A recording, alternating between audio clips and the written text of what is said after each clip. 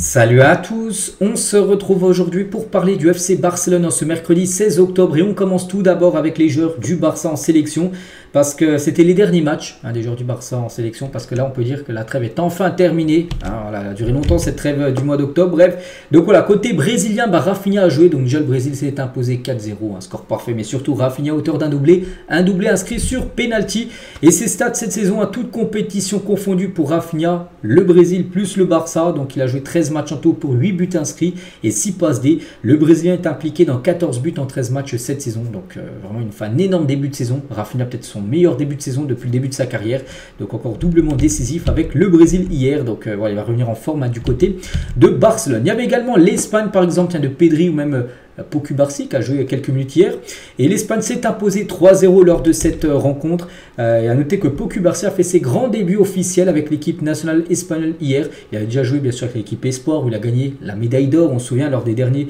JO. Il n'avait pas joué l'Euro, il n'a pas été convoqué. Mais là, hier, il a joué ses premières minutes en gros en équipe pro.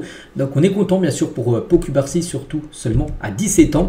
Et grâce à cette victoire, tiens, l'Espagne, la une Journal Sport aujourd'hui, donc classificados, en gros, qualifié. Voilà, qualifié pour les quarts de finale de cette Nation League. Et il y avait également la Pologne de Lewandowski qui jouait contre la Croatie. Déjà, ça s'est fini à 3 partout. Et inquiétude autour de Lewandowski. Pourquoi? Parce que le Barça est confondu avec la situation comme de Lewandowski avec la Pologne. Le sélectionneur polonais a déclaré avant le match qu'il souffrait d'une légère blessure. Donc normalement il n'allait pas jouer parce qu'il est blessé. Mais le joueur est tout de même rentré en cours de jeu en deuxième période. Il a quitté le match en douleur après un tacle violent pendant le match. Attention les gars, Lewandowski, il marque beaucoup de buts en ce début de saison. Ce serait une catastrophe de le perdre là pour les prochains matchs. Où il y a le Bayern, une équipe qui connaît bien. Il y a le Real Madrid, bien sûr, au programme également en Ligue des Champions. Donc voilà, inquiétude, il va peut-être passer des tests, peut-être aujourd'hui du côté du Barça. Mais si on voit qu'il est sorti du match en douleur, enfin il avait mal, attention, parce qu'il y a un match là dans quelques jours contre le FC Séville. Tiens, regardez le programme les gars qu'on voit concernant les prochains matchs, parce que là la trêve on peut dire elle est enfin terminée. Ça y est, maintenant on bascule sur les matchs en club et enfin. Donc Barça-Séville, ça sera dimanche soir à 21h, mais ça sera le 20. Ensuite le 23, il y a le Bayern et le 26, donc en l'espace de 6 jours, du 20 au 26, il y aura quand même 3 matchs pour le Barça. Donc c'est pour ça que ce serait une catastrophe quand même de perdre l'attaquant polonais. Concernant l'entraînement du jour, donc nouvelle session de travail en attendant les internationaux. Donc dimanche, bien sûr, en mentionnant le hashtag Barça-Séville, prévu dimanche soir. Donc voilà, quelques photos lors de l'entraînement avec Gavi, qui est un souriant Gavi. Et Gavi sera appelé pour le match contre Séville. Il pourrait même jouer quelques minutes, bon, il ne sera pas titulaire. Tu ne mets jamais un joueur titulaire quand ça fait de 11 mois qu'il est blessé. Non, il sera dans le groupe, certainement. Il a reçu le feu vert médical. Et voilà, il jouera peut-être les 5, 10, j'en sais rien, peut-être les 10 dernières minutes, ce serait déjà très bien, on peut dire, pour Gavi. Concernant Snedzi, qui pourrait faire ses grands débuts, pour l'instant, on ne sait pas. J'ai pas vu les compos probables. Le match est dimanche, on est seulement mercredi. Ça va être divulgué peut-être demain, voire vendredi. La compo probable, mais ça se peut que Snedzi, les gars, soit titulaire pour ce match. Dimanche contre Séville, avant bien sûr le Bayern et le Real, où il devrait gauler ses matchs. Pour ça que je pense qu'il y a des chances qu'il commence. Comme ça, il aura un peu de temps de jeu avant les gros matchs. Juste après, Ansu Fati également présent à l'entraînement, souriant également Ansu Fati. Fermin Lopez aussi de retour. N'oubliez pas que Fermin Lopez blessé depuis la trêve du mois de septembre, s'était blessé avec l'équipe Espoir espagnole, donc là lui aussi devrait être présent pour le match.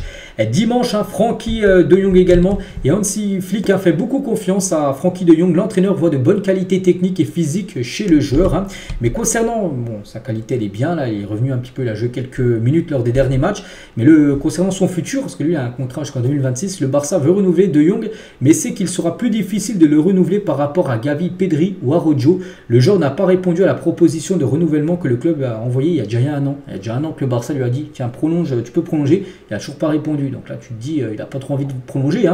Et une offre que le club considère comme très attrayante pour lui, c'est dire avec un beau salaire, tout ça. Pour l'instant, il n'a pas donné son oui. Pour ça, on se dit, s'il ne donne pas son oui, c'est qu'il y a problème. Il y a anguille sous roche, comme on dit. Et si De Jong, les gars, décide de ne pas renouveler son contrat, il sait qu'il pourrait devenir un remplaçant de Hansi Flick. Voilà, pour le punir. Tu ne veux pas prolonger, et en gros tu comptes pas pour mon projet pour le futur, voilà, tu pourrais devenir un remplaçant du côté du club.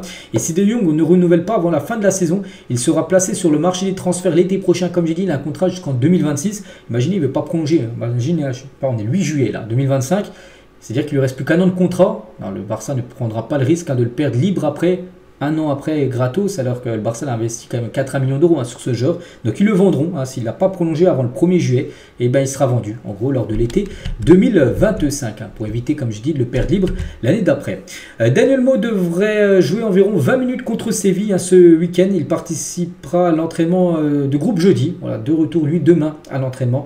Et Dani Olmo lui blessé depuis 4 à 5 semaines, c'était blessé même avant le match contre Monaco, donc ça date. Il y a quand même pas mal de semaines. Hansi Flick devrait débuter Ansu Fati ou Pau Victor contre Séville. Voilà, l'un des deux. Donc il y aura certainement Lewandowski. Enfin, s'il peut tenir sa place avec Rafinha. Mais l'autre côté, Lamine Yamal devrait souffler. Lamine Yamal, n'oubliez pas, il était forfait hier pour le match d'Espagne. Pas sûr qu'il soit disponible pour le match contre Séville, donc ça se peut que ça soit Ansu Fati ou Pau Victor, l'un des deux pourrait commencer au poste d'ailier droit pour remplacer Lamine Yamal qui pourrait souffler pour ce match. Surtout qu'après il y a le Bayern et le Real, là où vraiment Lamine Yamal sera très important.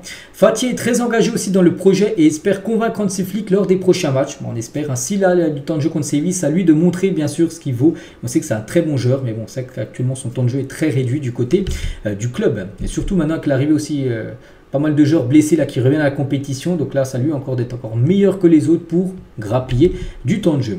Concernant le 23, là, dans la semaine prochaine, un match de Ligue des Champions, bah, tiens, ça sera mercredi prochain. Bah, tiens, dans une semaine jour pour jour, Barça-Bayern. Voilà. Et l'entraîneur du Bayern, Vincent Kompany, espère que Dayot Upamecano et Jamal Musiala seront disponibles pour affronter le Barça dans une semaine, jour pour jour. On va parler d'Eric Garcia. Quelques déclarations de sa part. Si je gagne la Ligue des Champions, je me teindrai les cheveux. Voilà.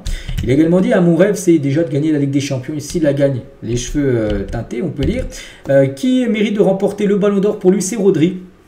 Pas de Vini, pas de Lautaro Martinez, pas de Carvajal, non c'est Rodri pour lui qui mérite de remporter le Ballon d'Or. Une signature que je ferai pour Barcelone, Rodri également. Un joueur sous-estimé, Fermin Lopez, le joueur du FC Barcelone. Son meilleur ami au Barça, c'est Dani Olmo. Qu'est-ce qu'il a pu dire encore? Le coach qui a eu le plus d'impact sur lui, c'est Michel et Guardiola, bien sûr le coach du Barça, ou même qu'il avait coaché à Manchester City, bien sûr, Eric Garcia. Donc Eric Garcia, toujours le joueur que j'ai eu le plus de mal à défendre, c'est Salah, quand il était du côté de City. Il affrontait Liverpool et Salah, il a dit qu'il a vraiment il a galéré pour défendre contre le joueur égyptien. Le pivot que j'aime le plus en ce moment, Rodri encore. Le défenseur central que j'aime le plus en ce moment, Saliba, défenseur français d'Arsenal. Idole d'enfance, Puyol. Peut-être qu'il s'est inspiré de Puyol dans sa carrière, on peut dire. Eric Garcia. Donc voilà quelques déclarations, on va dire sympathiques, du joueur du FC Barcelone. Juan Laporta présentant l'affiche officielle du 125e anniversaire du Barça, parce qu'on n'oublie pas que le Barça fête cette année 2024 ses 125 ans d'existence. Il y a une affiche en gros officielle qui est sortie. Voilà, donc c'est ça, l'affiche officielle des 125 ans anniversaire du Barça. Et Mikel Barcelo, l'artiste qui a dessiné l'affiche officielle du Barça pour les 125 ans du club, s'est inspiré de Léo Messi pour la dessiner. Bon, je ne sais pas ce qu'il y a de Messi là-dedans, mais bon, il s'est inspiré de Léo Messi pour faire tout simplement cette affiche officielle. Et tiens, en parlant de Léo Messi, tiens, on va finir avec lui aujourd'hui parce que Messi a joué la nuit dernière avec son équipe. Et Messi, même s'il ne joue plus au Barça, c'est une légende du club. Hier, sa sélection s'est imposée 6-0. Il a été décisif sur 5 des 6 buts, un triplé et 2 passes D pour Léo Messi. Énorme performance de Léo Messi à 37 ans. Et avec 10 triplés, c'est son 10e triplé en sélection. Léo Messi est le joueur argentin qui en compte le plus de l'histoire de sa sélection. Incroyable, bien sûr, Léo Messi. Et en tout, en 1077 matchs qu'il a pu jouer avec l'Argentine, avec le Barça, avec l'Inter Miami ou le PSG, son ancien club. Plus de 1223 contributions, donc but et passe D. C'est quand même exceptionnel. Et concernant son futur, il a dit: je n'ai pas fixé de date ou de date limite concernant mon avenir. Je veux profiter de tout cela. Cela me touche plus que jamais d'être ici, de ressentir l'amour des gens parce que je sais que ça pourrait être l'un de mes derniers matchs, un match qu'il a joué hier. C'est ce qui me motive à apprécier d'être heureux là où je suis. Malgré mon âge, quand je suis ici, je me sens comme un gamin parce que je suis à l'aise avec cette équipe de l'Argentine. Donc il sait que là il profite de ses derniers matchs. Je pense qu'il ira jusqu'à la Coupe du Monde. Je pense Messi encore 2 ans. Et après il arrêtera certainement sa carrière. Et Scaloni, le sélectionneur, il a dit sur Messi, la seule chose que je lui demande, c'est qu'il joue le plus longtemps possible parce que c'est un plaisir de le regarder. Jouer surtout avec des performances comme ça, comme hier, où il a été décisif 5 fois sur les 6 buts de sa sélection. Donc voilà les gars ce qu'il y a à dire aujourd'hui sur Messi, sur le Barça, sur les joueurs en sélection. Donc voilà, on a fait le point. On se retrouve nous dès demain bien sûr pour préparer le prochain match contre Séville dimanche soir. Je vous souhaite une bonne journée et à demain.